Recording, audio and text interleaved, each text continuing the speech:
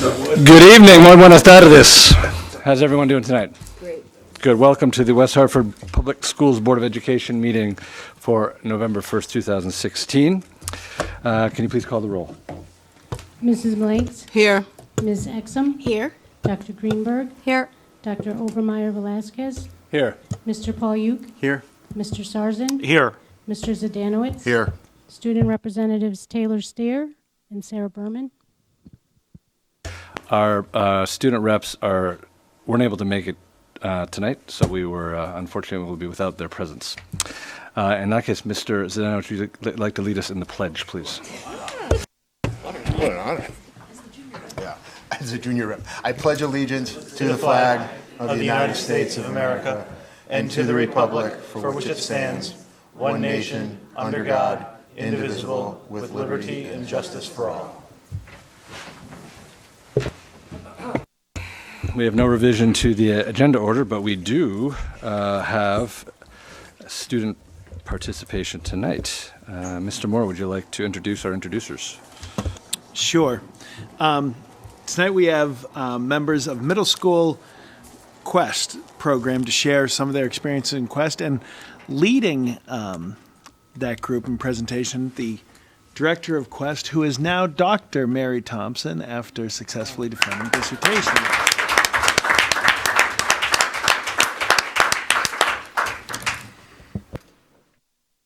You're in trouble for that. Thank you for having us. We're very excited tonight to come out and share the Quest experience from our middle school students' lens. They all have pretty much experienced many different aspects of the program, and what better way to learn about it than from the students themselves? I can tell you about it over and over, but it's really important that the students have the opportunity to share with you that experience. So I'm going to introduce the staff that's here tonight, and the students will then come to the table and introduce themselves. We have John Carpenter here from Bristow. We have Laura Swenson from KP, Jeannie Pascone from KP, and Jen Hunt from Sedgwick. We're going to now ask that the students join us at the front. And they will introduce themselves with their names. You can sit right there.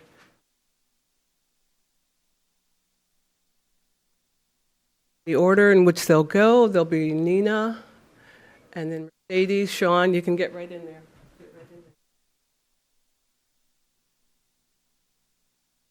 Okay. Set? Okay. My name is Nina Feinstein, and I'm currently a freshman at Hall High School. I participated in Quest for 3 years in middle school, 6th through 8th grade, and I experienced a lot of growth and development throughout my 3 years, just based on all of the projects and things I've gotten to do there and how creative I got to be. So my development throughout the years varied.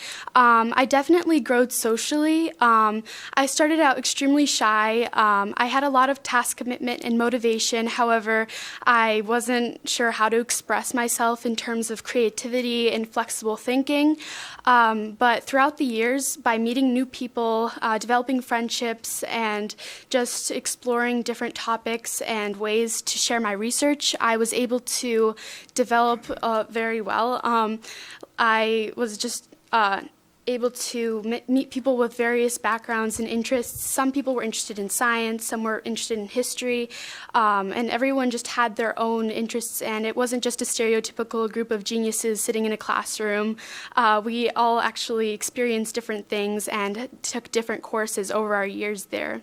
I also definitely expanded my thinking academically. I was so much more open to risk-taking by the time I was in 8th grade.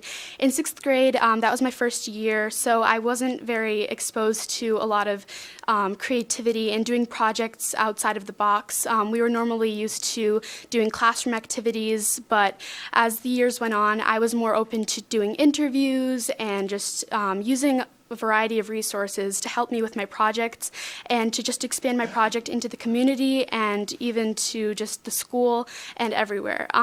So the three main things that the components of a Quest student is creativity, ability, and task commitment, and those are the three rings of Quest. In sixth grade, these were my 3 rings. As you can see, my above average ability and task commitment were very strong. I was definitely able to do all of my work on time and think strongly, but my creativity bubble was very small, and that's because in elementary school we didn't have many opportunities to do projects that were creative and allowed us to think flexibly. By the time I was in 7th grade, my creativity ring expanded, and this is because we were allowed to do so many more things and activities, and these activities are what sort of enabled us to think more creatively. And other peers inspired me through like our exchange of ideas. We were able to just think outside of the box more and more. And this is what 8th grade looked like. As you can see, I grew way more creative and way more confident with myself. And this is because all the experiences I took from me throughout 6th and 7th grade built up into this huge creativity bubble. And my project in 8th grade expanded so much more than I expected it to, but it was so beneficial and so helpful to me in the future. So this is, I'll go through my 8th grade project process because this project was very impactful and I was very proud of it because of how much I got to do with it. With my creativity. So the first part was my legacy. We started by learning about historical legacy and personal legacy. First, we talked about people who made an impact on our society, and later we figured out our own legacies because, and my goal was to leave a legacy on King Philip Middle School. And I figured out my quest topic this way. The second step was figuring out my own personal legacy. And I did this because during the personal legacy discovery, I wrote an I Am poem, which was a biography about myself. And here this enabled me to think about who I was. And I always identified as bilingual in Russian and English. And so I thought about who I actually was. And I'm Ukrainian. That's what I realized. And so during that time, coincidentally, was the unfortunate Ukrainian crisis. And so I decided that my project would be to raise awareness for it. So the final product is Limitless, and because I had so much creativity built up and so many new experiences outside of the classroom that normal school wouldn't allow me to do, I just took this project beyond what anyone would expect. I created a documentary which was full of different interviews with many different experts of the field. I wasn't afraid of just diving into it, and my first interview was before some people even started thinking about their projects. The second part of my project was the website that I created, and that was to raise awareness as well as encourage people to donate. And the third part of my project was a service component, and this is where I held a fundraiser at my school in which I raised over $200 in a few days, and also hosted a Blue and Yellow Day to pay tribute to the colors of the Ukrainian flag. And all of these things were just to raise money for orphanages, and I also did a Lost and Found fundraiser in which my own Quest peers helped me put together over 120 pounds of clothes, and we sent those to an orphanage. So this is a picture of us putting it together.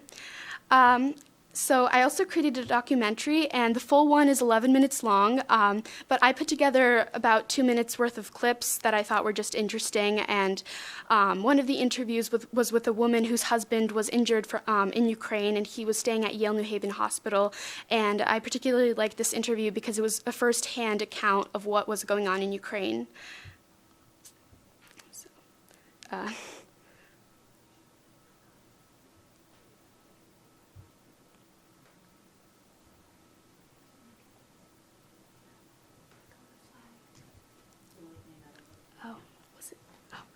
Probably pull it up. I'm wondering if I could try to pull it up on a different computer so that alright. the other kids go. Yeah, sure. Okay, and then I had the documentary, and I also made a website, and this is where I also raised awareness. And then this is a picture from Blue and Yellow Day in which teachers and students participated, and how Quest enhanced my middle school experience. So again, I became a very open and social person. Without Quest, I wouldn't be up here today speaking, because in 6th grade I wouldn't be brave enough to do this. I met people with different ambitions and goals in life, and it was just a really cool experience because we're all gifted students, but we all were gifted in our own ways, and I became confident that I could do anything outside of regular work. And in high school, now that I'm there, I'm planning to take AP Capstone. And although it's not the same thing as Quest, we're able to do projects there, and that's really exciting. So I'm going to be taking that. And it showed me how to use resources everywhere I looked, and interviews, and I just was exposed to a variety of things, and now I can use those things that I learned in middle school to help me to benefit me in high school. And finally, future goals and how Quest has contributed. Because of all the exploration of topics, I became interested in foreign affairs and humanitarian assistance, which is why I hope to pursue politics and medicine as I grow older. And because we explored so many different topic areas, I can just do anything I want, and I can do anything alongside high school work. And Quest just inspired me so much. Peers, students, teachers, and all of it was just very helpful and was beneficial to me and helped me grow throughout the years. Thank you. Mercedes? Hi, my name is Mercedes Cow. Push the button and it'll... Hi, my name is Mercedes Cow, and I am an 8th grader at Sedgwick Middle School. And I've been in Quest since I was in 4th grade. And just to say that I've loved Quest throughout. Quest is an amazing program. Every student in the whole world should have the availability to be in Quest. And so in 4th grade, I was a little, kid. I didn't understand Quest as I do now, and I was just, oh, this is an extra little program. This is fun, yeah. And so in 5th grade, I was luckily had the chance to do OM, Odyssey of the Mind, and that was one of the best events of my life, really. It opened up my eyes to how to communicate with people that have different customs as me. And I met people from Mexico, Singapore, Europe, China, Japan, a lot of people. And we communicated through pins, and we traded pins. And I think that was a fabulous way to communicate and talk to each other and try and get to know each other. And I think that's one huge thing that Quest taught me, is how to communicate with people. And so in 6th grade was a little different. It was more sophisticated. You had to grow up, as you would say. It wasn't all like fun. It was fun, but it's not all games. And we started doing History Day, which is amazing, because when you go to the competition, you get to bond with people that have the same passion as you. They want to share their opinion about a topic they researched for months, and it's really awesome because I love sharing my opinions and wanting the world to know what I believe in and what should be put or done in the world. And so I loved History Day. I've done it 6th grade and 7th grade, and I've loved it. And I have to give credit to my Quest teacher, Mrs. Hunt, because she's been there for me since day one in middle school. And I probably wouldn't have been myself today without her, because I may had some, mess ups, and I've done some things that I haven't been myself. And I think Quest also gave me self-confidence in what I can do, because 6th grade and 7th grade, things got harder, and I didn't have self-confidence in me as I do now, and that I believe is because of Quest. And I think Quest should be, again, available to everyone in the world, and I love Quest as a program, and I love it. It's really nice. So.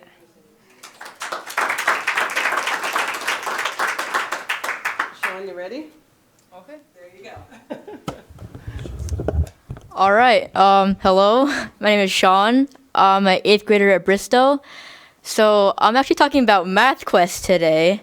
So my situation was kind of unique because in 4th grade, I actually didn't get into Math Quest, or in 5th grade. But, so I'll tell you how that happened. So in 3rd grade, my mom discovered that I was pretty good at math. So she just helped me push and push until I was pretty good at math. But at that point, I was lacking some of the major fundamentals that you use in math. So in 4th grade and 5th grade, I failed the test, but that didn't stop me. So in 6th grade, I went through the normal standard 6th grade class, and that just helped me understand a lot of the fundamentals of math. So from then on, I actually got the highest SBAC math score in the grade. So, and that was when my math teacher realized that I should probably not be in standard math. So he bumped me up to honors algebra, the 8th grade honors course. And that has helped me just so much since. Okay, so honors algebra just gives like the fundamentals of math that like is needed in like from today in your education. So yeah, so it's allowed me to do and accomplish many things. So I actually took the ACTs last December to get into a program called CTY that's run by Johns Hopkins. So I actually passed that and got into the highest program in there. So at Johns Hopkins, I took a mathematical logic class. So that's pretty advanced. Yeah, so bumping me up just has put me into like a whole new, like, I don't know, I'll say realm of just like mathematical foundation and just understanding. So helped me a lot. Yeah, thank you.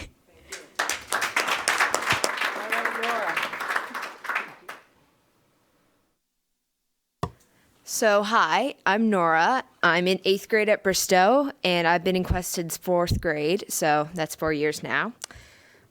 So, the Quest experience is so remarkable. Children have the chance to learn, think, and grow in new ways, not just writing a report or listening to a teacher speak. Quest gives us the opportunity to think outside the box and outside of teachers' expectations, to blend ideas together, to create a project, not just any project, but the project, the things we love, the things in which we are interested. Then Quest kids take their ideas one step further. We analyze, we evaluate, we create, we do these amazing things. This is what Quest means to us. It's a place where we can think outside of the box, where we can be ourselves, where we can be amazing. I wrote this when I was in 5th grade. I was an awkward, weird, and clumsy kid. My teachers couldn't believe it when I said that I had finished the assignment early. I devoured book after book after book. I loved school and learning. I think everyone thought that I was a little odd. I'm in 8th grade now. I'm still an awkward, weird, and clumsy kid. Even now, some of my teachers can't believe it when I say I finished a book early. I still love school and learning, but a lot of people probably still think I'm a little odd. So what has changed? Not much. I'm a bit taller, a bit smarter, a bit older, but I'm basically the same person I was then. Except the person I was wouldn't want to announce to everyone that I'm different. The person I was wouldn't wanted to be up here right now giving this speech. So what made me that person? Quest did. Quest saved me in 4th grade. Not many of my friends were in my class that year, and I kind of felt alone. But Quest brought me out of 4th grade and into a new world. A world where it was okay to be weird and different. Because, as I've realized, so many people are, in their own ways, unique. Quest is, overall, a project that the Quest teachers themselves undertake, very much like the projects they encourage their students to complete. The Quest teachers try to make every student feel like it's okay to think differently or simply to be different. I thank them for that because differences in people aren't always encouraged in society. Quest is both literally and figuratively why I'm up here right now. I'm here to talk about how Quest helps kids, except it's not the usual kind of help when we think about teachers helping students. The help comes in the form of an opportunity. Quest gives them an opportunity to be themselves and let themselves go to new places in their minds, places where they can pretty much do whatever they want. Quest kids don't need any help to do that. If they have the courage to do this, they will. Some don't in regular classes because they're afraid of what people will do to them if they do. Some people don't in regular classes because they're afraid that people will think they're weird for wanting to be smart. I feel bad for those people. What must it feel like to be constantly hiding a part of themselves? The creative part, the genius part, the world-changing part. We all have this part in us, and some of us use it, and some of us don't. Quest just lets us activate that part. That's what Quest is, an activator, not a maker. And that's why I love Quest so much. It doesn't make you different to be a Quest kid. Quest just provides a safe place for the different kids, an opportunity. For the ones who dare to be unlike the West, they are going to win the world. But they need their activators to get them there in the first place. They all need their Quest to take that first step, that first leap into their new world.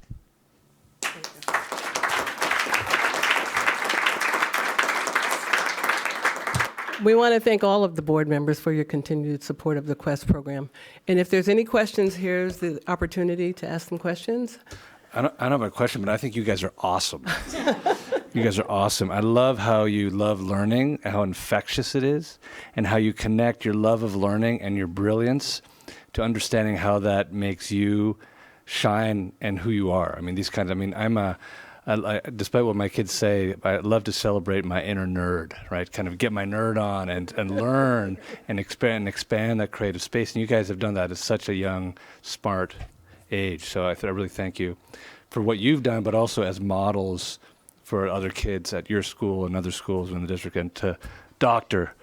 Thompson for helping bring all this together. So thank you so much. Well, so thank you. All right. Come on, we're all set. Thank you.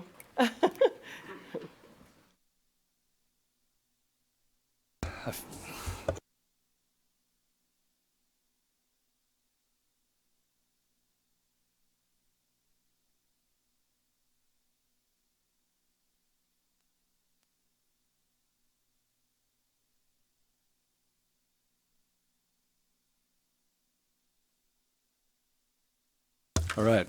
Thanks again, you guys, and thanks to your parents and all the teachers for all your support. All right, moving on. Pass that on.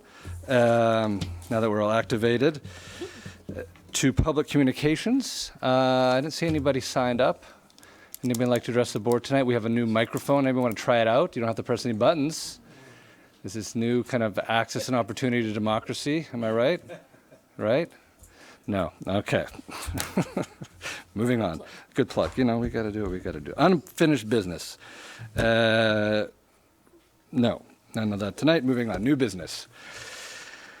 May I have a motion? Motion by Tammy X.M. Shaw Green and Mark Zanowitz to approve reviewed policies 3,000, 3,100, 3,120, 3130, and 3150. A recommendation that the Board of Education approve the following policies which were reviewed by the Board Policy Subcommittee.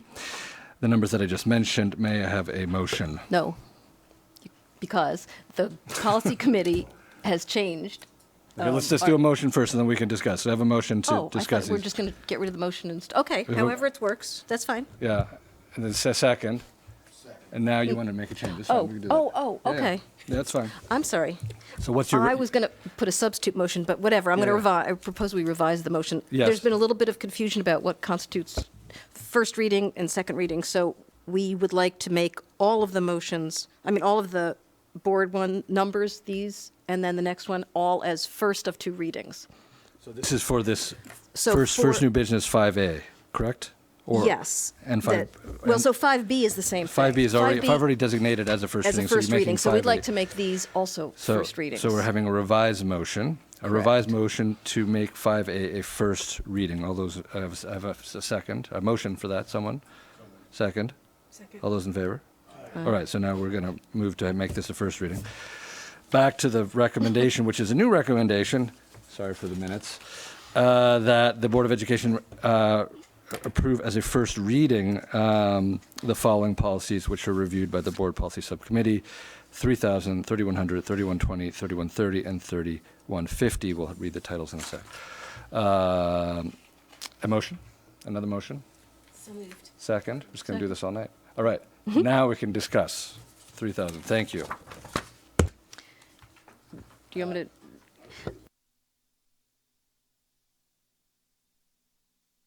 to? On, okay, sorry. The reason that we did this is that there was a little bit of confusion. The substance of the policies hasn't changed that much, but a significant enough amount of the wording has that we just wanted to be totally clean about this. So these are how budgets get decided, those sorts of issues. And again, it's not that we changed the budget planning structure or anything like that, but we've changed enough of the wording that we just want to give everybody a chance to look through and make sure that it meets everybody's approval. So again, there's not anything substantive that's changing, but the budget planning, the budget document, the adoption of the budget, capital improvement, they're all small fixes to bring it up to current practice and to make the language fit. But again, there's substantial enough wording change that we wanted people to have time to review it. Yeah, I've kind of raised the flag on this one because my notes, and albeit I just didn't have enough time to discuss this with the policy committee. My notes have some different changes than what actually made the book here, and I just want to make sure that we can all talk about it and make sure that whichever direction we go on the second reading or first reading, as you mentioned, like Policy 3000, we replaced the old one, minor updates, no real substantive differences, and, so even if you look at Policy 3100, the bolds, it's just some verbiage updates. And then when you get to 3120, again, some verbiage updates, not really a tremendous amount, but for instance, 3130, I have different notes than what we adopted here, so I just want to make sure that we're all above the fray and make sure that we're doing this right. So I just have different notes, and I'll share with you.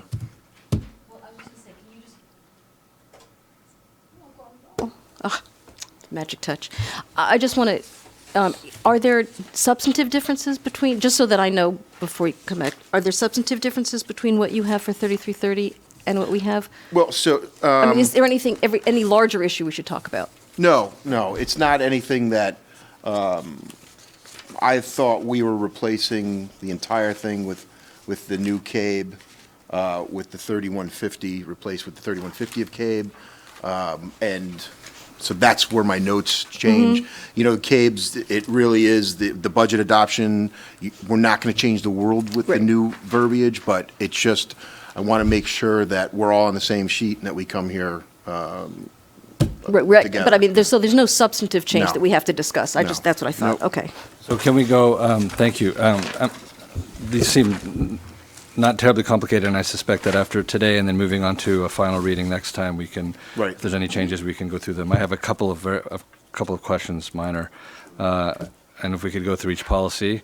So Policy 3000, the last sentence, and to support environmentally the efforts of the staff to provide a good education. I'm not sure what to support environmentally means. I mean, it means a lot of things, but that's sort of a question about. Well, that's actually literally from the old one. We didn't change it. Okay, well, maybe we should. I'm not sure what that means. Well, so. And we don't have to wordsmith right now, but. No, that's- it's interesting, I just wanna- but when you look at the new CABE recommendation versus what we had since in 1987, they use the same word. So it was. I think the discussion we had was it refers to really a holistic approach to make sure that we're approaching things in a holistic sense. I mean, because the previous part of the sentence refers to health, so is it environmental health, or is it this holistic approach? Anyway, it's just a little bit, it's a minor point, but maybe you could tweak that a bit. Any other questions about 3000? 3100 looked good to me. Anyone else? The updated verbiage. Some 31 old language versus new language. 3120, I have a question about the term majority. Is this does that need to be qualified, simple majority, two-thirds majority, just majority? If that matters, since it's new language. Where are you, Mark? 3120, superintendent's proposed budget, one more budget hearings can make changes as the majority of the board may desire. It's one of those slippery words. Isn't that the current policy, or? I guess the question, Andy, is do we need to? My understanding is that's the current policy. Yeah.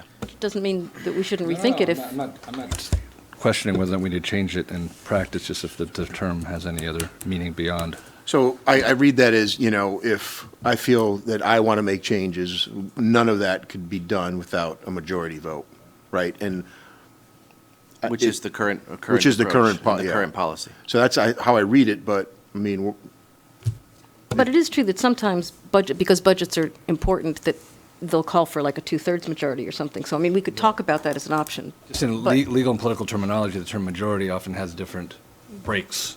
Okay. And if it's important to include this, or if, in practice, obviously, we've done it and it's worked, we don't, which is our typical approach, we should just leave it as it is. For the definition, as we've been using it for the board approval of the budget, it is with a majority. That's how we've been doing it, not a supermajority or anything like that, but it's been the practice of it being a majority for the budget. We have years of practice, so that's fine. 3130, any questions? 3150? All right, so seeing none, all those in favor of accepting as a first reading the board policies 3000, 3100, 3120, 3130, 3150, again as a first reading, please say aye. Aye. Opposed? All right, so those are passed as a first reading, and we'll look forward to any changes at our second meeting. Moving on to 3100, again, to we have a motion to approve for a first reading policy 3110, business setting budget priorities. A motion, please. Second? Second. All right. I have a question about the policy 3130, the one under supplemental appropriations. That paragraph, the last sentence, prior to requesting supplemental funds, the board shall make every reasonable effort to live within the original appropriations and maintain essential educational programs. Living within, it seems, I don't know, it seems like an odd choice of words. Do we live within? Maybe I'm getting too picky. Just go ahead. No, get as picky as you want. I think what we meant was we will try to the extent that we can to operate within the parameters that we originally set, meaning moving money around. But if that violates, if that challenges essential education programs that we have to back out. But is the question to change just the word living to the verb to live is just it's so capacious. It means to operate? Operate, yeah. I mean, Okay. something more. Can the last sentence of under supplemental appropriations? Yeah. Or make adjustments, or Yeah. I mean, I trust whatever. Okay. okay, we can look at that. Thank you. Word.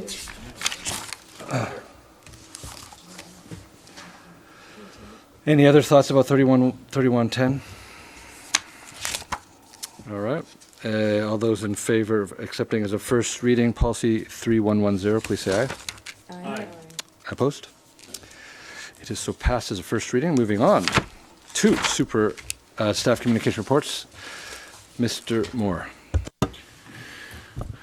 Not a whole lot tonight, not a lot new over the past 2 weeks, as we're kind of in the thick of it with first quarter coming to a close with people and college applications, of course, the first round people are involved with, so certainly a hectic time at our high schools. But I do want to point out, last week I was at the College Board's opening plenary and in Chicago, and educational experts from across the country. And David Coleman, the president of the College Board, opened up with the new direction that he'd like the College Board to operate in. They do have a new slogan, which is clearing paths, which I want to sue about. But the really neat thing was he opens the plenary with a video about the direction the College Board wants to be to meet a new range of students with new programs. And the video begins, and it's Jackie Corselli in Conard High School in the AP Computer Science course there, and how it meets the needs of females, how it meets a diverse range of students, and that's for everyone in the country to see. So it was a surprise and a moment of great pride, and a feather in the cap of West Hartford and Jackie and all of our the AP Computer Science, the program that we've established here, which is at this point really second to none. We're a real trailblazer in that area, and it keeps growing. And what's unique is we're expanding it. It's not just a math program; it's also in the tech ed department at the two high schools. So they're operating it kind of two-pronged approaches. The courses are different, and we'll talk more about that later. I also want to point out two major civic events coming up in the country, and how we'll handle them. And first, November 8th, Election Day with no students. Yeah, I'm not sure if anybody's aware. There's an election in a week.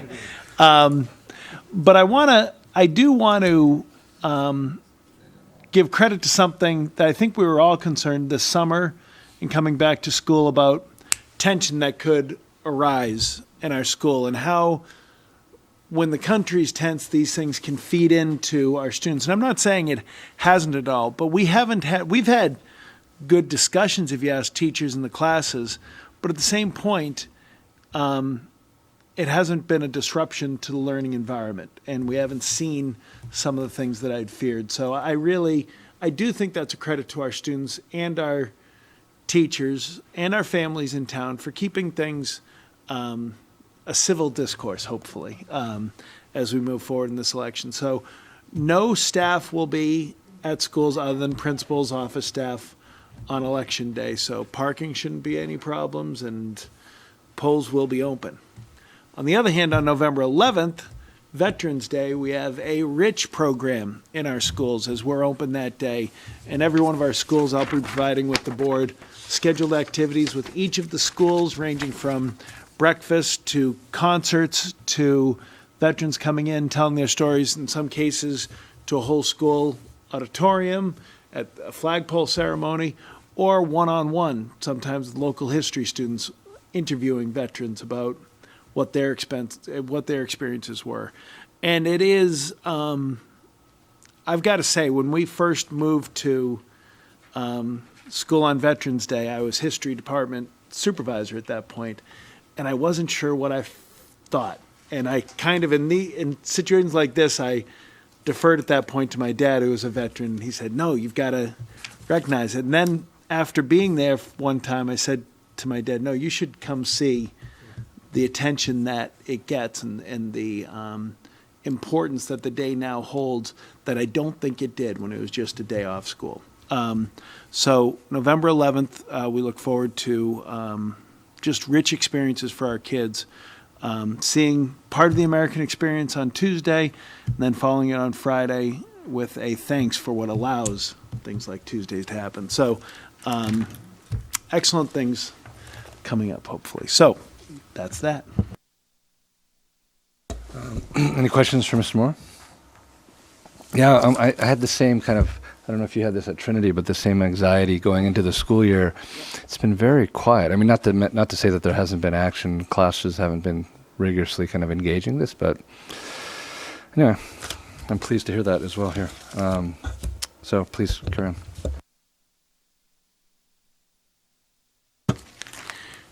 Tonight, we have our first curriculum report, and I'm not sure, Mark, if you want to talk about we talked about this during the summer, first of three, as we look at the mechanics of how we put together a curriculum. And tonight is more around those mechanics. What do some of those basic things mean? How do we review it? What goes into it? And, we'll be talking more over the course of the year. We'll have 3 sessions on this, including how the current environment fits in. But I don't know if you could just kind of lay out the 3 parts, and so people at the board and watching know that tonight we're going to look at just one element of the curriculum, and then the other 2 coming up. Tonight we're going to look at how we go through a curriculum design review, how the curriculum is put together. Then we're going to go into how the curriculum lives on a day-to-day basis, and then we'll look at how equity brings in and how our curriculum addresses all the issues to make sure that we're creating global citizens, as we've spoken about in the past. So kind of a 3-pronged, how we develop it, what it means, and then how we make sure it reflects the world that people will be going into. Welcome. Thanks. Thank you. So as you just mentioned, tonight really is an overview presentation, and the report provided in your board books and online for the public really demonstrates how West Hartford Public Schools defines, designs, and reviews curriculum. We do, throughout the course of this report, we'll provide you with a description of the role that state and national standards play in as well as curriculum frameworks, the process that we use to write curriculum, including our 5-year curriculum review protocol, the roles of pre-K-12 vertical team members, and also our own curriculum council, which consists of instructional leaders and teacher leaders within the district. I'm really just going to introduce this with a definition of curriculum. As you see, while this sometimes seems to be a mysterious term for lay people, it really boils down to the academic content that's taught within schools or within a specific course or within a specific grade level. But curriculum documents, as you see on the slide, contain a lot of information for our teachers, state and national standards, essential questions and understandings that we're trying to relate, the concepts, skills, and knowledge all embedded within units of study, alongside assured learning experiences for kids, which can be product or process driven, as well as formal and informal assessments. So what I'll do at this point is I'm really going to turn it over to my very capable colleagues, Carrie Jones and McKernan, our directors of elementary and secondary education, who will walk you through more each of the components of the presentation.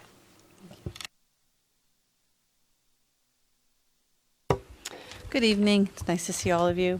I'd like to start by talking a little bit about the role that state and national standards and curriculum frameworks play in our development of local curriculum. And through the years, we may have seen recently many new standards released. And you might think, who's releasing these standards? Where are they coming from? These are often put together by multi-state consortia, by professional organizations, and they're often written in response to changing trends in education. They're often informed by professionals in the field as well as educators. So over the years, we've recently seen many new standards released. The Common Core, of course, getting a great deal of attention. More recently, National Science, Next Generation Science Standards, and the art standards have recently been released. I want to point out these are voluntary standards, and but they are influential in our field because they do reflect a great deal of knowledge and research. In fact, many are internationally benchmarked as well. Also, professional organizations may release curriculum frameworks. So if the standards set out what students need to know, understand, and be able to do, the curriculum frameworks help to show how to implement those. They may give you snapshots of concepts at a grade level, the best practices for instruction. They may suggest resources. They often also will show cross or interdisciplinary connections. So these are very important documents for us to understand, and they do often sit at the national level, or but then they get translated to our state level. And I'm showing here just recently the social studies frameworks were released, and the state of Connecticut put together a group of people to look at them, to study them, and to see what they might mean for Connecticut. I'm pleased to say West Hartford often takes a very big role when something like that happens. In particular, this document had, I think, 5 West Hartford educators who were key to the development of the second document. You might see there the Connecticut elementary and secondary social studies frameworks. So all of that provides a really good amount of information for our local teams to study and to understand and to translate for what is best for West Hartford schools. When it is time for us to review or revise or rewrite documents, a team is put together, and that team is representative of the pre-K-12 continuum. We want teachers on the team, administrators on the team, central office folks, specialists, and even at times outside experts who could help. And these people are generally very knowledgeable in that particular curriculum area and really know the students and the local community, because you want to translate these documents to serve our local, our needs, our students, and our particular interests here in West Hartford. So how does this design process work? We've got this plethora of information, and now we need to have it make sense for us in West Hartford.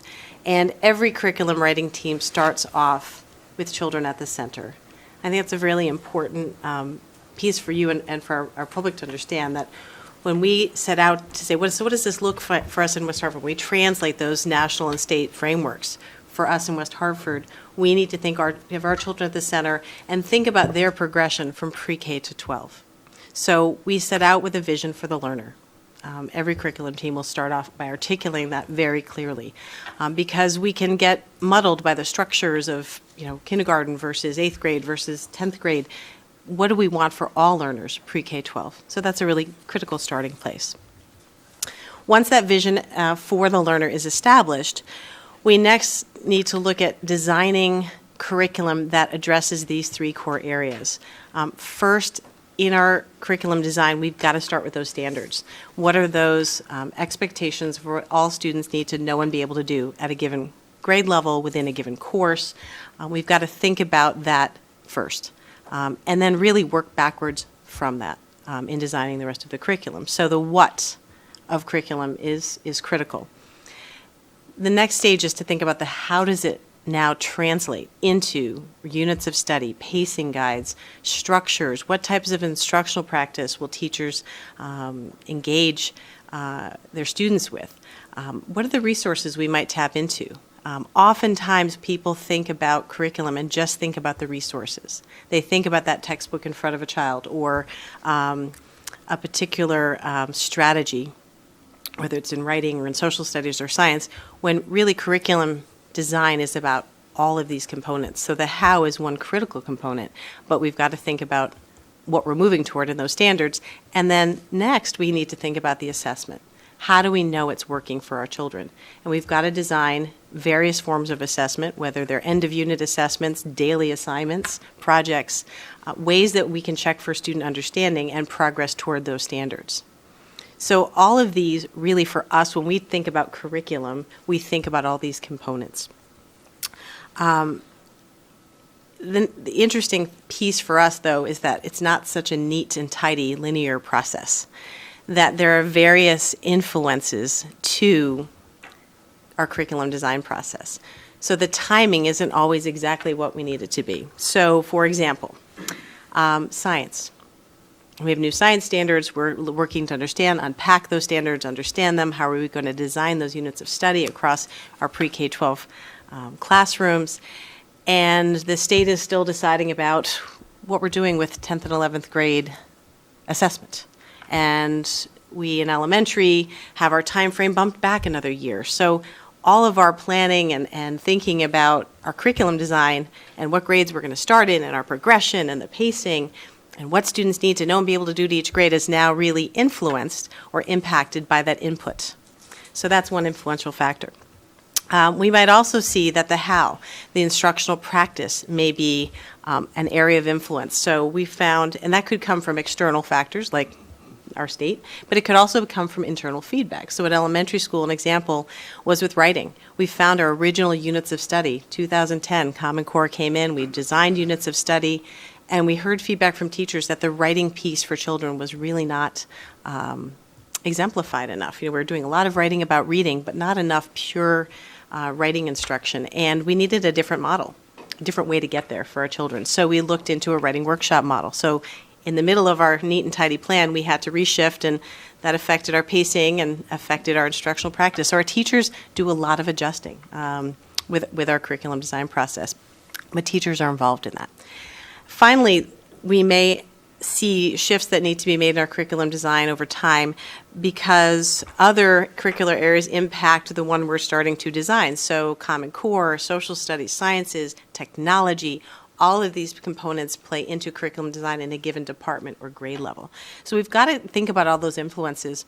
In West Hartford, I would say that while we are informed by that assessment, that how do we know, we're not assessment driven. We're not just designing curriculum and reacting to one singular assessment. Also, we're not jumping on the latest bandwagon of instructional practice. This sounds really great. Let's go give it a try and have that then impact our whole curriculum design and revision process. So we really are about the standards and what our children need to know and be able to do, and for our local decision making for how to get there. This is something, if I could jump in, it's one of those internal discussions when these come up and new standards come out about how do we roll it out. And I've been known to say to Gary, I'm not worried about the curriculum police coming to get me right now. We need to make sure that we'll plan this out. And they do a great job of making sure things are rolled out in a very thoughtful way with our teachers. Thank you. So regardless of those inputs, so we have curriculum design processes going on all the time. Regardless of those, we have stopping points. We have pause points in our curriculum process every 5 years. So regardless of where the standards are, where assessments are, all those potential inputs and changes, we have a 5-year process, an intentional process. You can see the chart on the bottom left there that shows each program of study and/or academic curricular area goes through a 5-year review process in front of a team, as Paul said, of 12 to 15 interested colleagues who give very critical feedback based on a vertical team, a pre-K-12 team's self-study. So every 5 years, we have a group of, for instance, right now, language arts instructors. We are working with a team of teachers to put together a 5-year self-study of our program. There are 5 indicators about which we report to the Curriculum Council and for our own self-study. Notice the blue is the what? You know, what evidence do we have in our curriculum that we're aligned to those standards and best practices? The pink areas are the how. How are we addressing those standards in our practice, in our resources, in our pacing and guides? And lastly, in yellow, what are our assessments doing for us? Do we have alignment both within a grade level or course and across pre-K-12? So that really sums up kind of the overview of our curriculum review and refinement process, and we open it up to you for questions.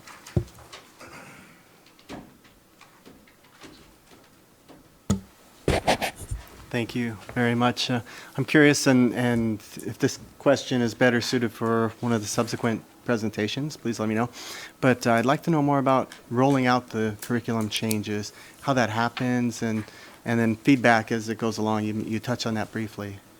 I'll let them answer quick, but actually I should have phrased it better when I was talking about how we do what we're doing right now. We'll also focus on professional development and what those Wednesdays are used for and how we bring teachers in, but go ahead and answer quickly. Certainly. I'll give you a fast answer. I'll use our history with Common Core. Common Core was a major undertaking in terms of rewriting and revamping of curriculum. We began the process with a 1 year of study because we recognized that this was such a significant change and that was going to impact realistically all grade levels.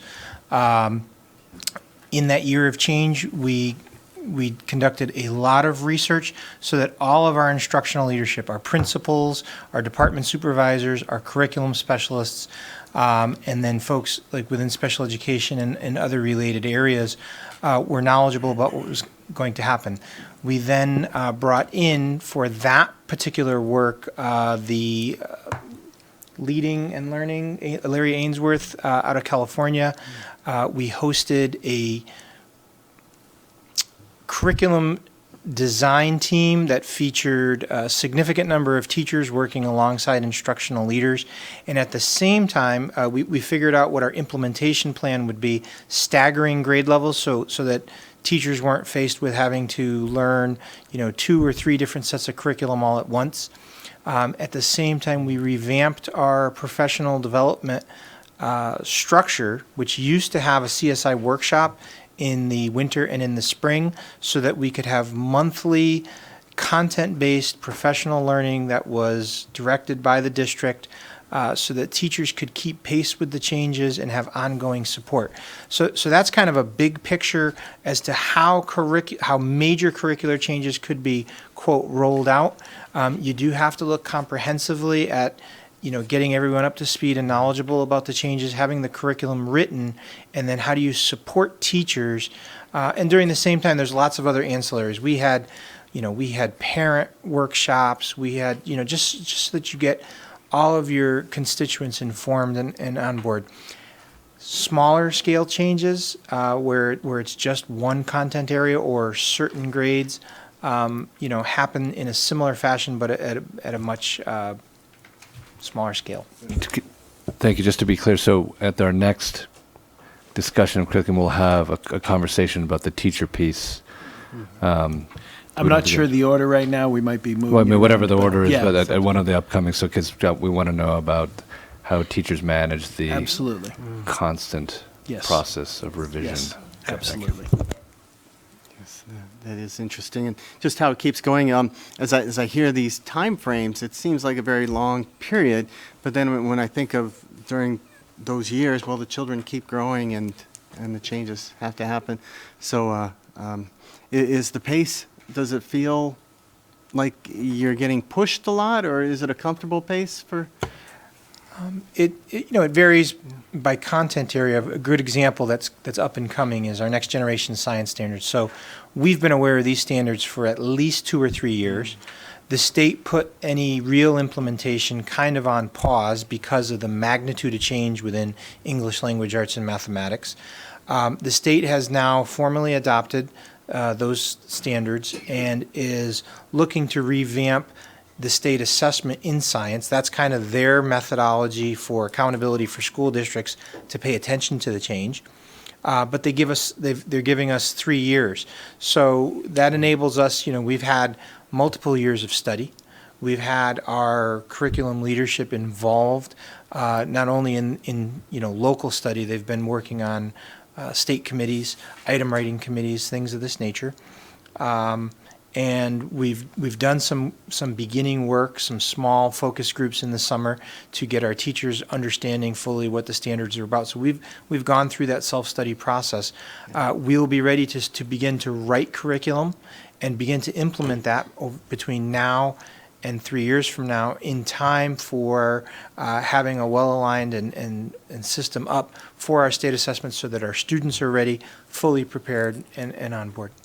And that's a really good question, Dave, in terms of one of the things that I always feel the need to do is protect our teachers from competing missions, from 20 different initiatives. It's so easy to say we're going to do all of these things this year, and then you don't do any of them well. We've said from the start that this year was going to be a math-focused year.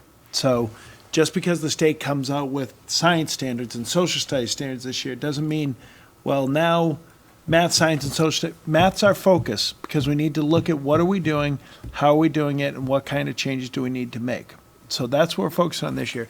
In addition, we're looking at cultural competency and all of our work that we're doing on that as really 2 of the major drivers for our teachers this year in professional development when we talk about district level professional development.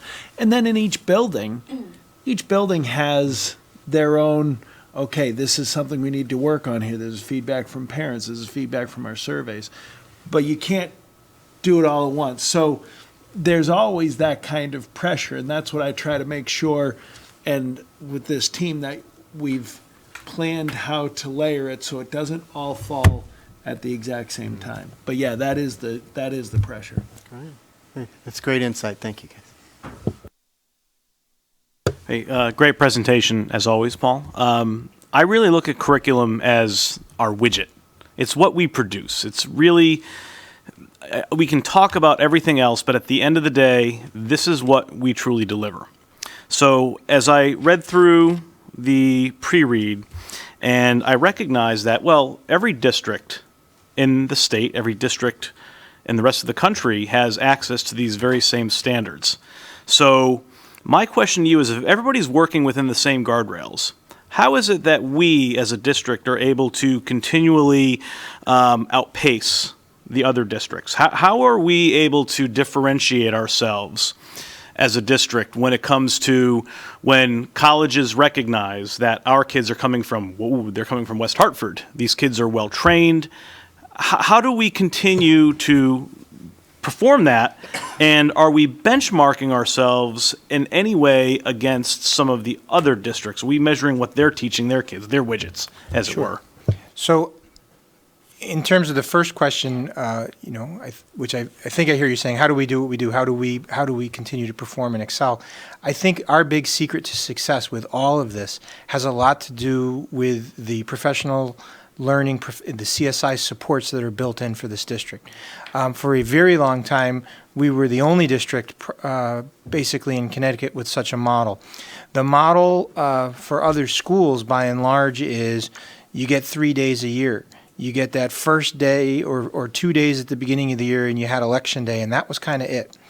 A lot of schools now are starting to look at that and saying, how can we leverage something, whether it's monthly or what have you? It's a dramatic commitment on the part of the West Hartford community to be able to receive their children back home a couple of hours early on Wednesday, but it pays off immensely in terms of anything like this, where there's a major overhaul in a content area or curriculum, or whether it's a major effort on our part, like cultural competency, to be able to provide that ongoing weekly professional development, whether it's at a district level, a school level, or whether it's individual teacher teams that are meeting in their collaborative inquiry groups to look at it on a smaller scale. In terms of how we benchmark ourselves against others, I mean, I think you get a real flavor for that in our more formal reports, where we're looking at how do we compare to our DIRG, how do we compare to the state of Connecticut. And we started to do that, especially this year, where between Ann and Carrie and some of our curriculum specialist department supervisors, if they're not actively engaged out in the community in a group for which we have tons of leaders. You heard one small example with social studies with 5 and 6 different people on the writing team. We have tons of examples of that across the district. Then we're on the phone and we're saying, hey, wow, so-and-so had dramatic gains this year. I'm curious as to what it was. Was it programmatic in terms of the resources that they're using? Was it professional development? Was it an assessment-driven change because they did a lot of prep work? We want to be able to identify those things, learn from them, and not necessarily replicate them in kind, but figure out what the fit is for our brand here in West Hartford. I think that's something, and to jump on what you said, has certainly brought to the table with her state experience, is looking at, okay, well, what districts, identifying where were we, okay, well, what districts performed well there, and phone calls and discussions and visits to look at, okay, what did you do? How is it different than us? Another shift that I would suggest that we don't do in West Hartford that a lot of districts do is we don't buy canned curriculum. We have our teachers develop it so that there's ownership of it. And that to me is a major piece. And the third thing is a week ago or 2 weeks ago Friday, Paul and our 2 high school principals sat in a room and heard new course proposals all day long from department supervisors about these are the exciting new things we'd like to be doing, and we vet them out and talk about how would you attract students to it. So that's something, our course selection booklet changes every year, even if it's just a little bit. I'm seeing Ann and Carrie were like wanting to press. So Sorry, I just did want to add from just from recent experience in other districts and at the state level, I would like to just confirm a few things that I was recently in Enfield, and I pushed very hard for the board to adopt additional professional development days, and was so pleased when we were able to add one early release a month. So that's just one example of how important that is to this process. The second thing I would add is when Tom just mentioned canned curriculum. It's not your own. It's not your own. You don't understand it. You don't buy it.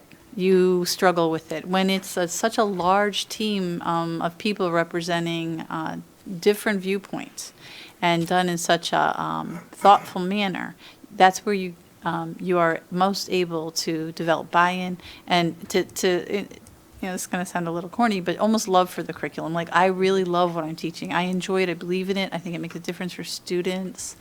And that's very important. It was important to me as a teacher to make my own lesson plans. It was important for me was important as a curriculum writer when I was one to be able to grapple with it and really understand the nuances. So I think that point is very important to reinforce, is that much better chance to understand and then implement well when you have good buy-in, and that's real credit to the teams they put together to write and revise. Yeah, there's no doubt. When you've got that buy-in, when you've got that sense of ownership, when you know that you can see your thumbprints on a curriculum, I think you're more apt to fall in line with it. And it makes me happy to hear about the professional development. That really dovetails with my comments from either last meeting or the previous meeting, which is to say our teachers, our instructors are really the ones that are driving this, because you can hand me the curriculum and I I'd botch it big time. Okay, there's no doubt about that in my mind. So I think it's critical that we continue that spirit of professional development, and we ensure that we're leveraging our best practices not only within each elementary school but across the district. Because if there's something that works really well at one elementary school where we've seen, say, a rise in math scores, I'm just making that up, if we can bottle it and export it across the district, that would be really what I'm hoping to see. I'd like to just echo my board members. This was a very comprehensive and informative report, especially for a new board member. And what I was curious about is I noted here where it says that you review every 5 years. And I know you've touched upon this a little bit.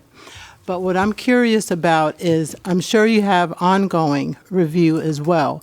But what prompts you to have an ongoing review? Is there a red flag, or is there something that you're seeing repeating itself that you're saying maybe we need to pay attention to this? Can you elaborate on that a little for me?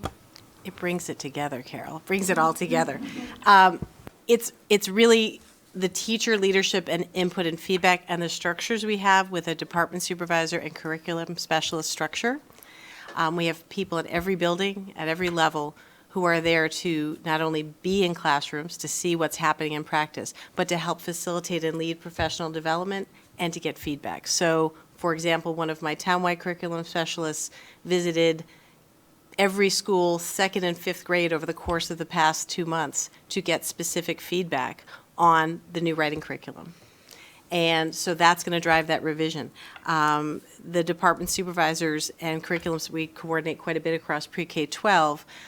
We meet with vertical teams at minimum 2 or 3 times a year as a group to say, how's it going? We're getting feedback. We do surveys. So the teacher feedback on how it's going and how it's working with their students, that sort of how do you know it's working piece, doesn't require state assessment. We rely on our teachers to give us that feedback. And I'm just going to piggyback one fast comment. When those vertical teams come out of the curriculum review, and they're reporting over those 5 indicators, it's a comprehensive look. It's across all the grade levels for which that content area is instructed. There's more to accomplish in 1 year. So that information from that curriculum review feeds into typically a department development plan, this district development plan. And they're prioritized in terms of what's our first step in this work? What's our next step? So that's where those annual check-ins kind of come in. And then just another thing to reinforce from what Carrie was presenting, she just mentioned the how and some of the teacher feedback. She mentioned briefly about the state trying to decide as a concrete example in terms of the how do you know, the state assessment for science. State's trying to decide if they're going to keep that at the high school level in grade 10 or 11. It'll remain in grade 5. It'll remain in grade 8. If that assessment moves from grade 10 to 11, that all by itself, without anything else, will significantly change how we treat 9th grade science. If it stays in grade 10, it'll probably be more of a status quo in terms of what we have. But simple little things like that can be a trigger. There's triggers in each of these 3 domains that Carrie spoke about. The what is the easy trigger. If the standards changed, if what we're supposed to know and be able to do at a grade level changes, we have curriculum work to do. But our assessment, if they change the assessment framework, or if, as you're suggesting, we look at our results every year and we identify some things that need work, that tells us. And then the ongoing work of the vertical team, the outcomes of the last 5-year curriculum review, how it's keeping pace, what those changes are, and the continuous work in the department development plans, those drive our priorities for revision as well. So it really is, as Carrie has shared, a comprehensive and complex kind of system with pieces that play off of each other. And I'd say one of the unintended consequences of the curriculum review, it also should and does inform our hiring practices.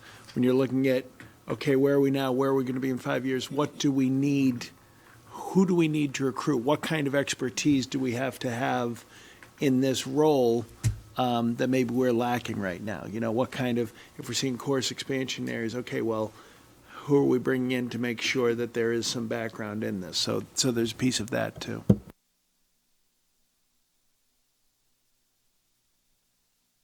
I just have one observation as I think of this, and thank you for your presentation.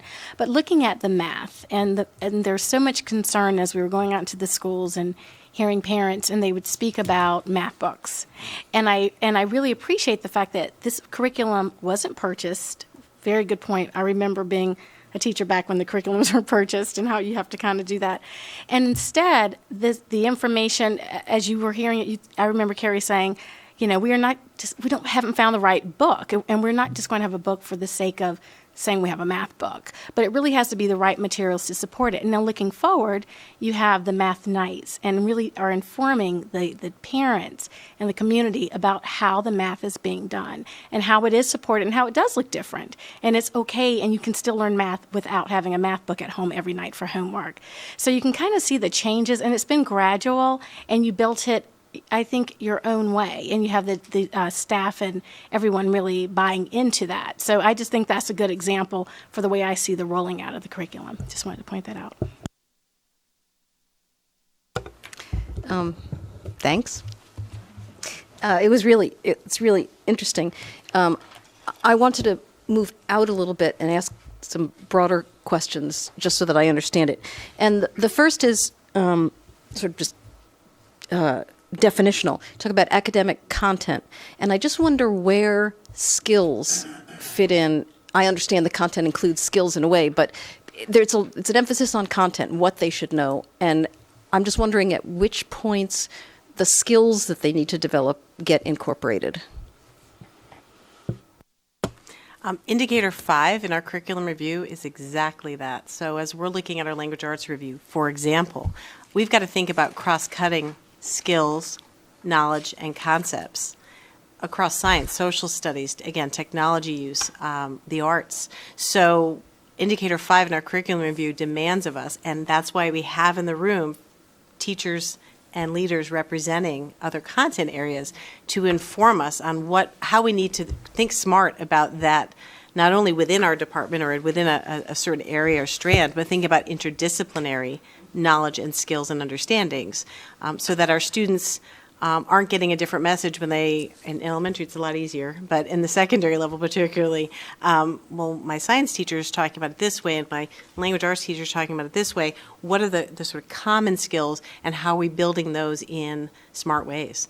So that's really a critical part of that curriculum review process, that last component. And I'll just something add one piece super fast, because in addition to that, those kind of cross-cutting interdisciplinary skills, right in indicator 1, it's not just the content, it's not just the standards.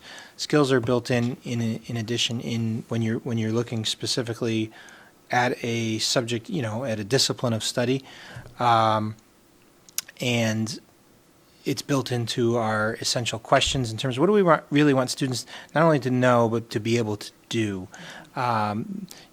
Science is the big one that's talked about a lot right now. In social studies, it was argumentation, being able to make claims and support them with evidence. Science is talking about its experimental skills, its inquiry skills, which go beyond simply knowing the specific science content. So it's all in there. No, exactly. That's what I was hoping to hear.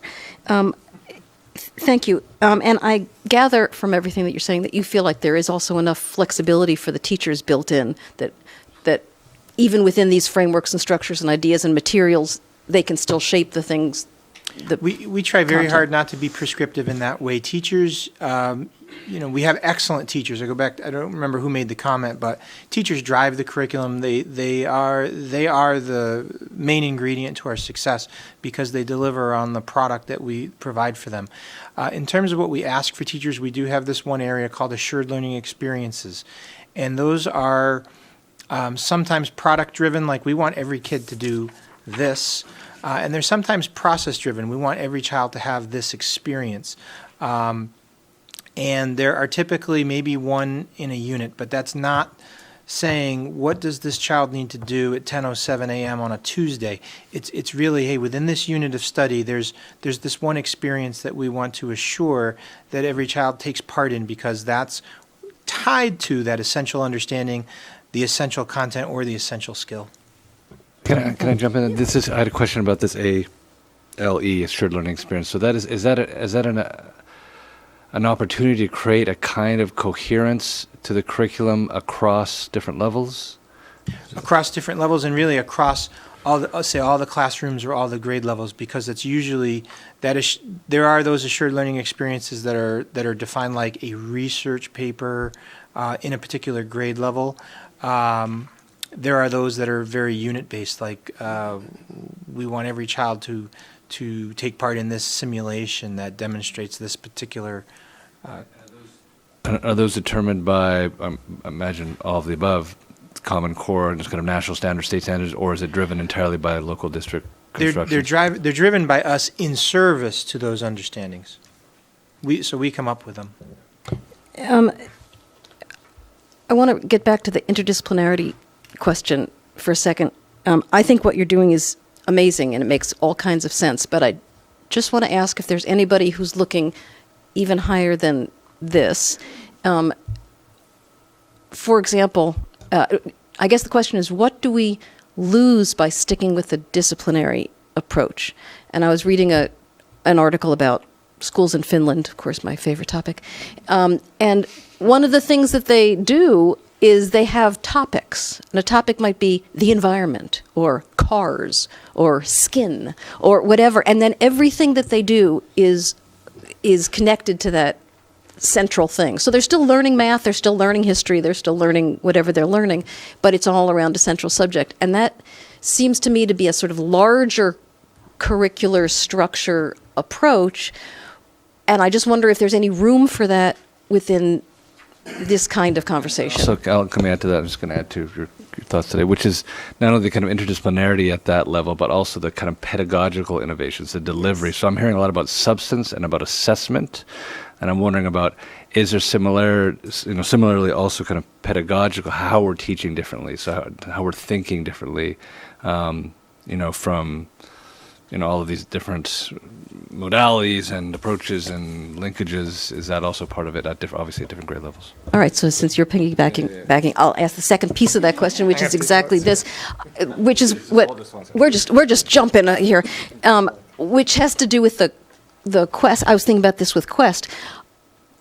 I don't know why Quest isn't exactly as one of the students said. Why isn't that everywhere? Why doesn't our whole curriculum look like that? And I don't mean every child is an honors child, but it seems to me that that's exactly the kind of pedagogical breadth and creativity that every child would benefit from. So I'm just saying that seems to be part of the question. And with that, I mean, the link to that is scalability, right? To the extent we can do that with 10,000 across. I mean, obviously giving those experiences for those kids, but also having that, there's always that tension, right, of having scalability, uniqueness, differentiation. At the same time, we can move forward and do other things as well.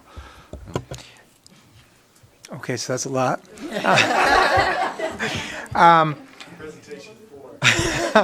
Well, no, I think I'd love to engage much longer in terms of I think was part B of the question where we talk some about the pedagogy, about how instructional practice has shifted. But I think at the end of the day, the short answer to the original question, and it's funny that you brought up Quest, because I was going to reference Quest is a great example of that. And yes, Quest is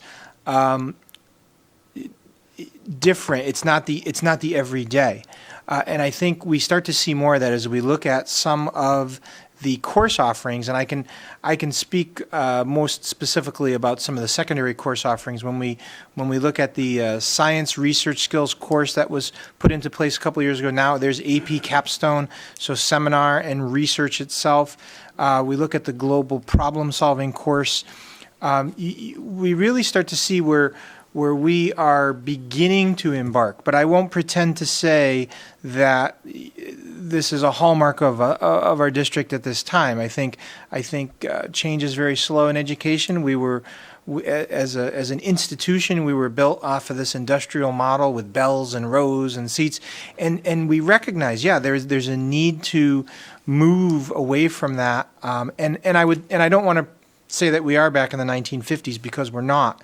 But I think an answer that's going to give you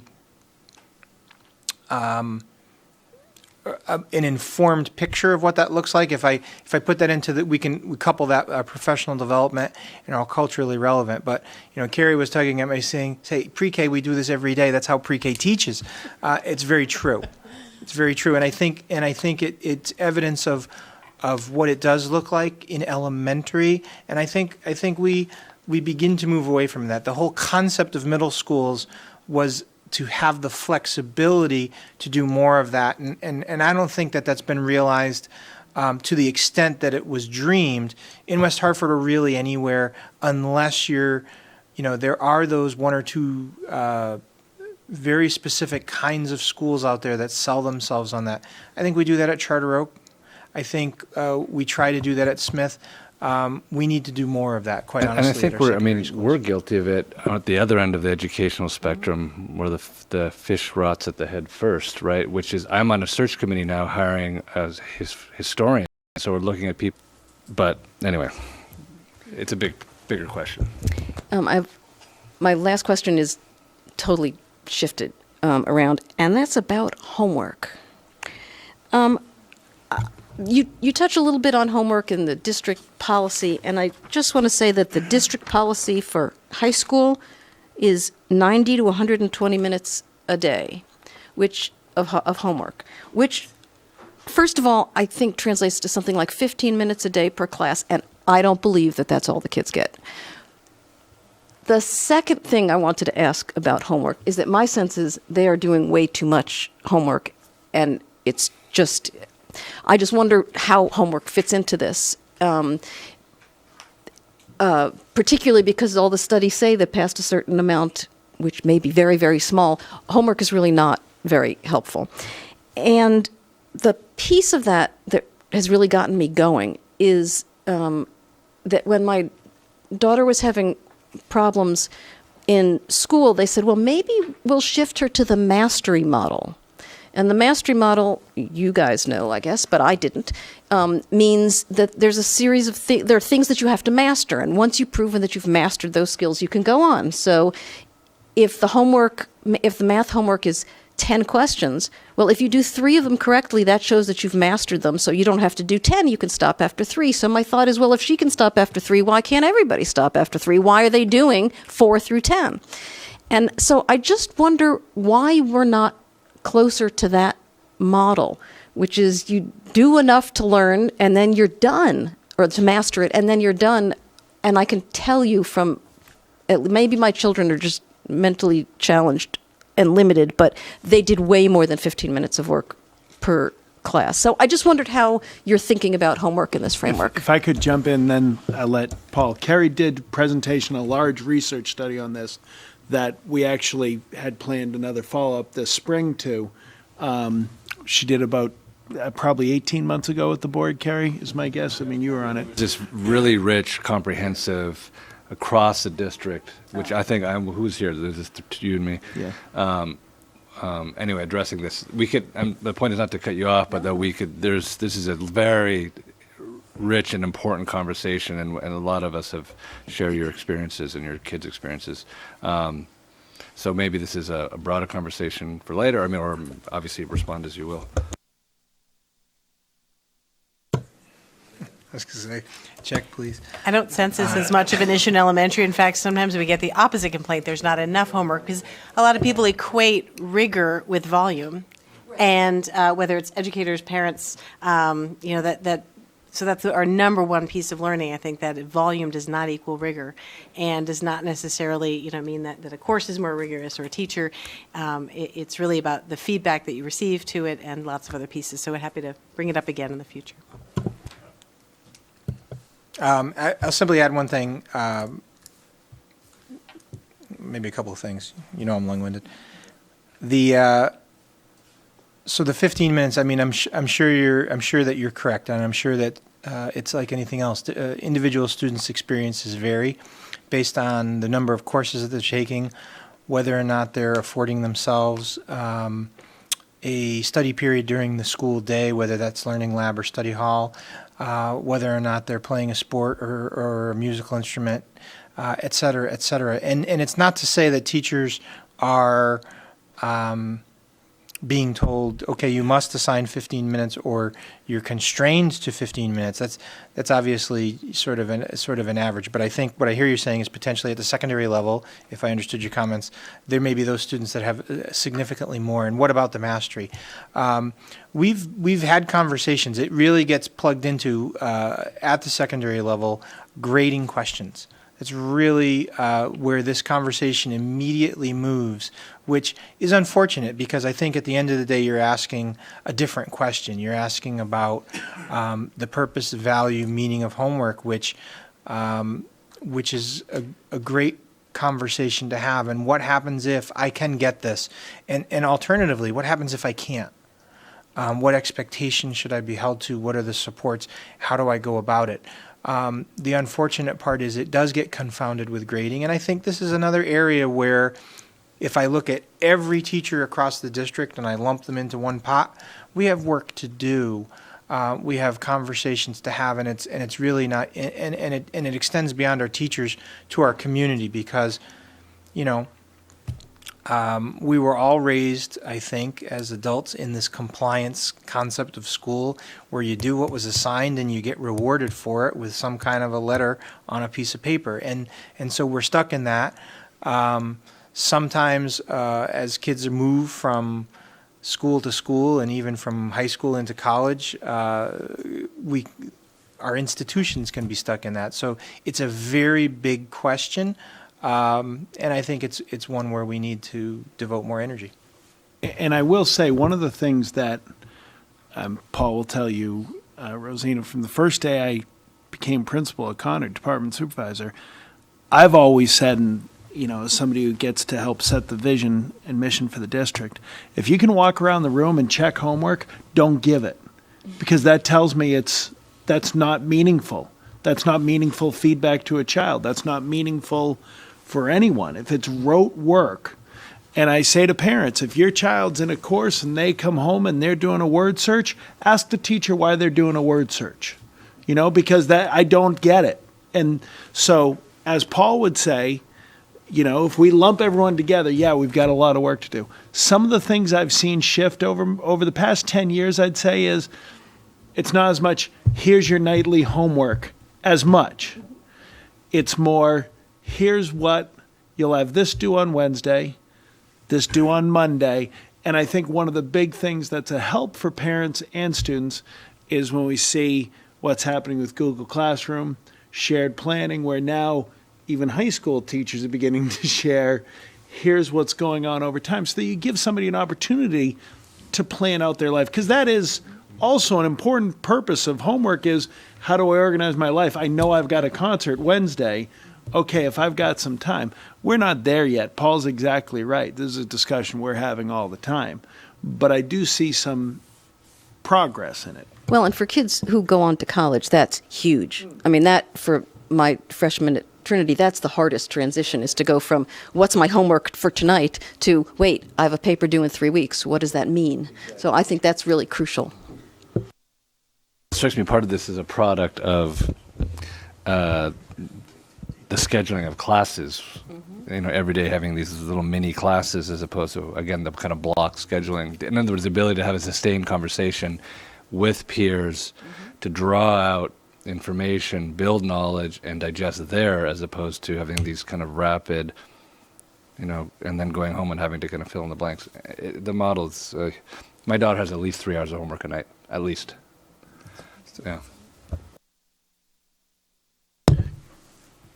Because we bring our experiences to the table, and I guess I look at this just with a different lens. Freshman, my daughter, oldest, probably about 3 hours of homework.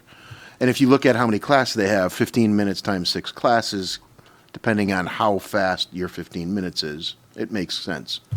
But I look at it, too, is that homework, meaningful homework, is an extension of the classroom. And that they're actually learning, not just regurgitating. They're actually learning on their own independently. And it also, if you look at the model, homework, no homework, 5 minutes, 10 minutes, 15 minutes, it depends on what's going on downstream, because those college students, because you're preparing them really for college students or the next career, and that could be any trade. We could look at this again, but you also have to look at what's going on downstream, because it's just not a West Hartford problem or solution. It's how does your child, or how does the student evolve to the next step? Now, whether that's 15 minutes of homework, 5, 0, 20 minutes, I don't have the answer, but you can't just look at this as a West Hartford specific. It has to be a global answer. And I think you're absolutely right, and therefore it's a much larger conversation. And I think the part that frustrates me too is that this is part of a larger social systemic problem that has, and I'm guilty of it, that I'm constantly working all the time. And so we're starting our kids in this way already. So so we take our 2 weeks of vacation a year and go off. I mean, I don't want to get on a rant about this, but we could, have a conversation about how to kind of shift and disrupt that at the early stages, as opposed to preparing. Your argument, it seems to be, is we're preparing them for what will be, which is a rapid-paced, relentless schedule of work that prioritizes that constant absorption versus having space to reflect. Anyway, I'm going on, but anyway, I have another question. So one thing I love about this, which is one of the main things I've loved about being on the board, is I've learned so much from you all about the kind of make the attention of teaching and pedagogy and building curriculum, because in our work we don't do that, right? Or we do it on our own, no one teaches us to do it, which is backwards and dumb. So I've learned a lot about that, and I love to create my own curricula, syllabi, developing majors, and I've done that now, but only I've had to kind of bumble along. But one thing I've learned more recently is the kind of innovation of incorporating students in the process of development. So not just thinking about them as the learners, but as the knowledge producers in the development of syllabi, courses, program, and curricula. I mean, of course, we're talking about different ages, and appropriateness is a question. I've gone to the extent that I have students co-teaching with me in the classroom.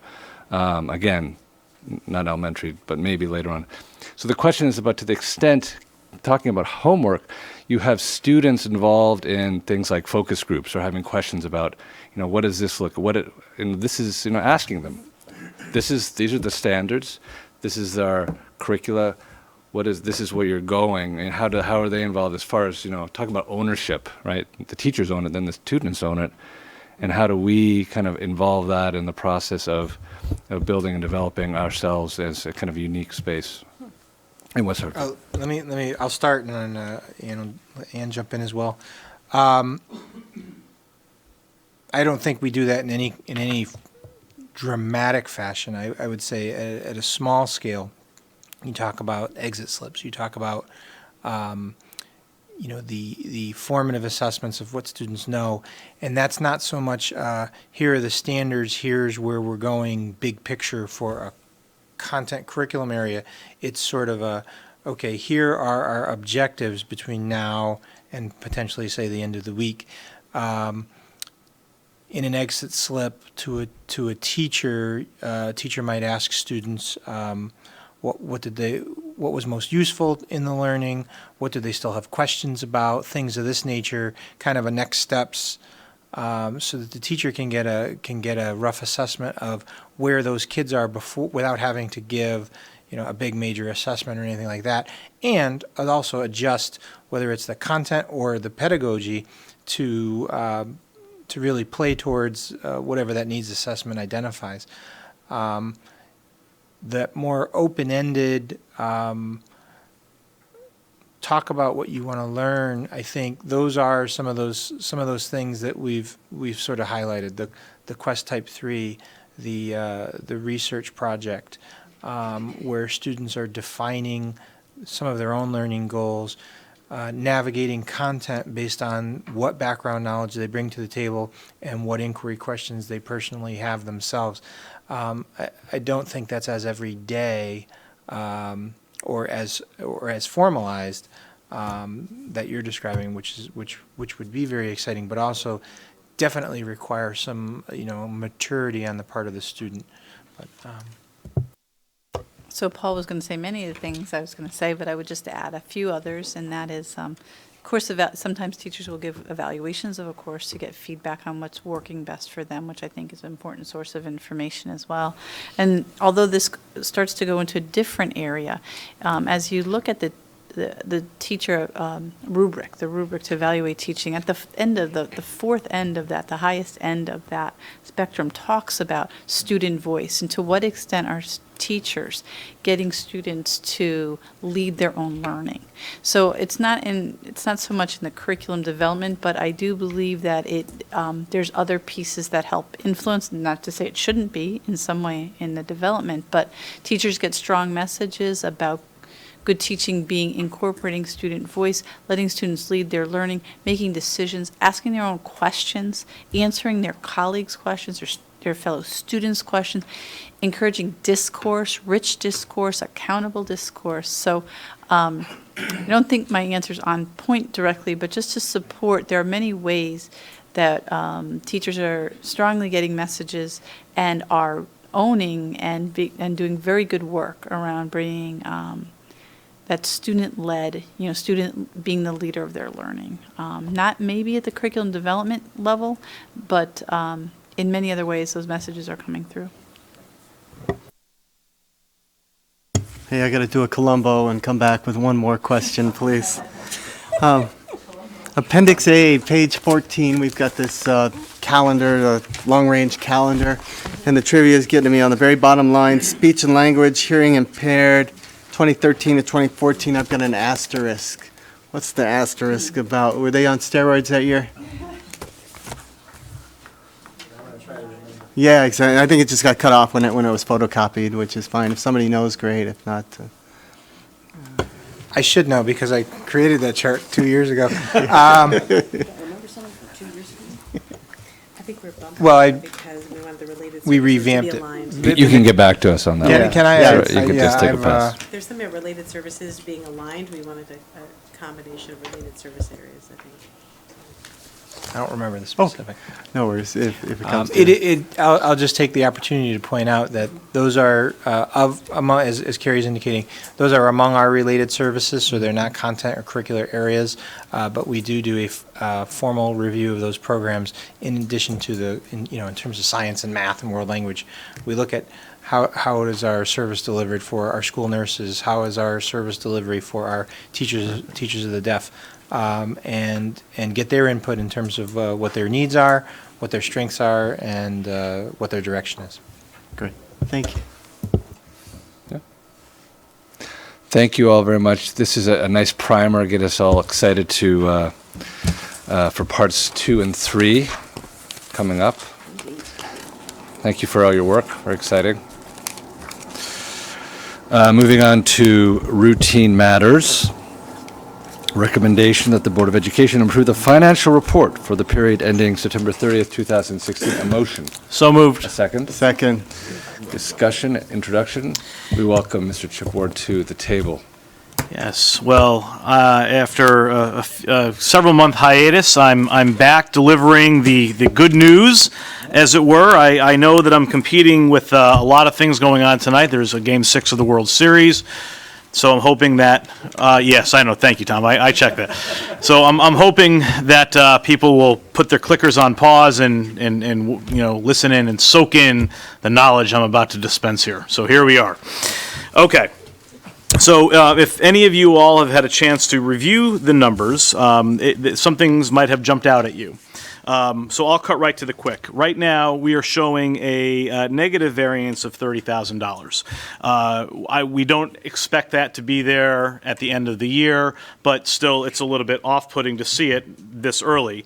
And again, cutting right to the quick, we're seeing the main driver of that is that $380,000 salary. So let me dig in a little bit and explain why we're there. Primarily, if you look at lines 5112, 5113, and 5114, well, primarily 5112, you'll see that, if you were to add them all up, you collectively see a $434,000 variance.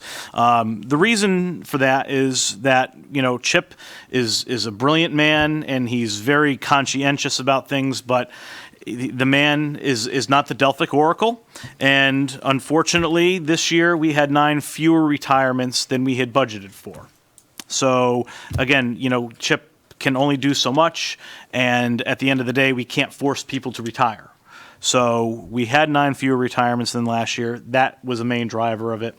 Another key driver is that the new teachers that we brought on were coming in at a higher average step. And, you want quality, sometimes you've got to pay for it. And I think that we've brought in some highly specialized teachers. I think we can go and review the rosters. And it's a function of who's available. So that drove up those costs a little bit. And obviously, we had just shy of 6 additional staff. I think we've addressed this in past meetings where, we've had to bring in some additional special ed resources. We had the extra section that we did not anticipate, but we went ahead with that anyway. So at the end, we're looking at a negative variance there. And as I said, I think that we will be on the positive side. Well, we have to be on the positive side by the end of the year. So I don't really anticipate any issues there. Sorry, can you talk about, or maybe Chip, about strategies for being on the positive side? So if you get there, please. Yep. Yeah. So I'll jump in, and Chip, keep me honest. But as of right now, if you look at the supplies, materials, and capital line, where we're showing a collective positive $350,000 variance, okay? I want to be very clear about this. We are not cutting, we are holding back, which means that we are just basically earmarking dollars so that we don't have it in that particular bucket. Chances are that the impact will not be felt, if at all, until April or May. Okay, these are typically items that encompass a major part of our give back to the town anyway. So in the spirit of prudence, we've decided to implement, CHIP has decided to implement a 5% holdback on schools and departments totaling roughly $350,000, and that really evens out the negative variance that we're seeing in salaries, which is why overall we're only seeing at this point in the year an overall negative $30,000 variance. So what does that mean in practice for those schools at 5%? Well, we won't know until we get there. Theoretically, it's just supplies, paper, stuff like that. But I think that our schools are pretty well stocked. Crayons don't expire, paper doesn't just disintegrate at the end of the school year.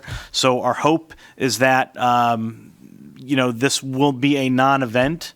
Ideally, in an ideal world, we can take off this holdback, as it were, and just proceed business as usual. But as I said, in the spirit of prudence and good fiscal responsibility, this is the course of action that's being taken to mitigate that negative variance that we're seeing in lines 51, 12, 13, and 14. And capital outlay, to be clear, is separate from our other capital budget. Correct. Yes. Yep. So that is the report on the general fund, and if there are no further questions, we'll move on to our grants. And you're seeing the normal surpluses in the fiscal year 2017. Have no fear, we will spend that money down. It's early, we always do. So we have a little bit of residual left over from the fiscal year 2016 grants. Those are the grants below the bottom line, and we're anticipating that we will spend down our money there as well. So really nothing to speak of that's of any great importance. Moving on to our special funds report, you'll see the big nut on there is that our summer school from this past summer is projected to lose about $51,000. We've all known this is happening over the years. We know that there's increased competition from other school districts developing their own summer school programs in the years past. We were able to pull in those students from other districts for them to take advantage of our curriculum in the summertime. But unfortunately for us, they are moving ahead with their own. So, I know that Rosina has a few ideas. She's here tonight, and I'm not calling her to give them out, but I do know that Rosina is working on ways to be more efficient in this program. And certainly, at some point, we may have to reevaluate the operating model as it exists, because we're not going to continually keep losing $50,000, $70,000 year over year. But for right now, I think, we'll just wait and see. If my memory serves correctly, this is actually a lower number than we anticipated, right? So this is already efficiencies seem to be kicking in. Yeah, it's about the same as last year. Is it about the same? Yeah. Okay. I mean, yeah. Yeah. It's been better, but and since then there's been a decline in enrollment, so that means other things have compensated for that. Yeah, correct? and it's one of those things that really, that will be a discussion for the board table, because we look at it as a deficit, because it's one of those only areas that we look at, should we be making money off of this school? So the question is, it's summer school, it certainly serves a purpose, and if that purpose costs $51,000, that it's kind of a mindset in terms of looking at it. We don't consider ourselves losing $153 million during the year on the school year, so it's kind of. It's like how we had this conversation about how we allocate the budget separately for athletics, right, or something, and something somehow, and food somehow outside of. So it's a sort of accounting magic, this sleight of hand, but really it's all our budget. It's like the Social Security Trust Fund. No, but the point is, kind of rhetorically, as part of Yes. a kind of image of what we present, this reads as a negative, whereas you're saying it's really, Yeah. I mean, as we know, it's part of our It's the mission. same thing as continuing education, in a lot of ways, the larger picture of how do you measure what it provides, and is that Right. something the board would support anyway, instead of looking at it as losing Right, X and do we need to keep it, right, Yeah. because the budget is our mission, expressed in numbers, anyway. Yep. And our goal is to try and reduce the load on the general fund, or the taxpayers, because these are sort of operating as special funds. I mean, they were set up to be done as a revenue neutral. But, I mean, sometimes you're not going to be able to do that, and then you just have to reorder your priorities. Yep. So that's really the major news within the special funds. So moving on. Can I just ask before Of you go on? course, Cheryl, the, of course, yes. The tuition revenue, special ed, regular ed, that's also a large. That's large, but not I guess not unexpected. We reallocated some funds a couple of years ago Yep. into this account, because we've been building up the funds, and so with a tight budget 2 or 3 years ago, we reallocated some funds, so we're gradually dropping that down, that Yep. balance down. Okay. And last, but certainly not least, is the Nutrition Services Financial Report. And I'm pleased to report that we're off to a good start. We are seeing a lower loss than last year. We've had one fewer day of operation.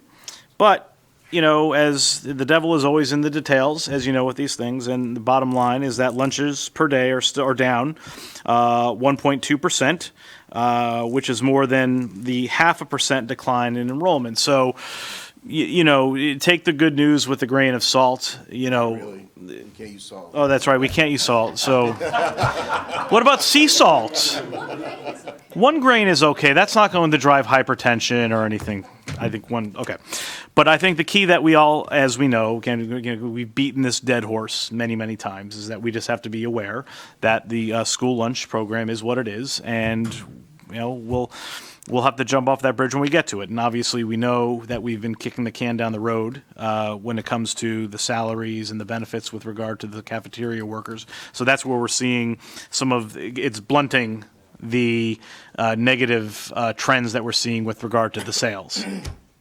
And I have to say, as Mark and I reported a couple weeks ago, our experience, we encourage our students to buy lunches. They were good. I mean, and we don't have very sophisticated palates, speaking for myself. Well, but so you had, I believe you two had lunch at the high schools. Okay, and I know that the problems that we're seeing really exists in the elementary schools. Only a couple of elementary schools. A couple of elementary schools. Begins with D and rhymes with Snuffy. not pointing fingers. Okay, so that is the gist of the financial situation, and we'll have more fun with this next month, I am quite certain, and where Dave will be up and ready to deliver the good news. Mark, if I could, Yes, one more thing about finances. So on the November 15th board meeting, one of the things we're going to shift away from the second part of curriculum, and Chip and I were talking about today, it might be a good time to do a quick presentation to the whole board just about what pressures are out there as we begin looking at the next 6 months of budget, knowing that we won't have any definitive numbers really until January, February, till the state budget comes out, but kind of the overall early Looming picture. in the distance. Yes. Yes. Yes. Mr. Sargent, that was excellent. Thank you so much. You are very were- welcome. you It's were my pleasure, Cool under as you know. fire, answering questions with aplomb and excellent. Thank Yes, you. thank you. All those in favor of approving the financial report for the period ending September 30th, 2016, please say aye. Aye. Opposed? It is approved. Moving on, approval of the minutes. The recommendation that the Board of Education approve the minutes of the regular Board of Education meeting October 18, 2016. May I have a motion? So moved. A second. Second. Discussion, questions, comments? Seeing none, hearing none. All those in favor of approving the minutes of the regular Board of Education meeting of October 18, 2016, please say aye. Aye. Opposed? One abstention right here. Two abstentions. Let me take this opportunity to thank Dr. Greenberg for leading what I understand was an excellent board meeting. These are all archived on YouTube. Almost simultaneously now. I was almost watching right after. It's very exciting. You guys are great. Great. Yeah. Yeah, it was so good. I mean, yeah, I know, I understand. The ratings went up to the roof. The liquor store wine. The consumption. Although I have to say, there is a new. Oh, sorry. There's a new. This wasn't actually meant for broadcast, but there's some new cable channel or something called the Nap Channel or something like that. It's about. It puts you to sleep. They run things that are putting you. Well, it may be the Board of Ed meeting channel, but. All right, moving on. Any reports from y'all? Mrs. Z. They're to help with our town athletics, raising money. The tailgate party at Town Hall is November 12th from 6:30 to 10:30. The War Chief Sports Council, it's our 4th annual, and tickets are relatively inexpensive. If you could help with West Hartford Athletics, I hope to see you there. You will be there? That is a game time decision with some other, but I'm planning on attending. Okay, excellent. Thank you, and well, thank you for representing. And I'd just like to say I went to my family and I to the Haunted Forest over at Walcott, and it was wonderful. It was my first year going, and we had such a good time. Got a little scared, but not too much. And it's a fundraiser, and it was a really wonderful time. Extremely well done.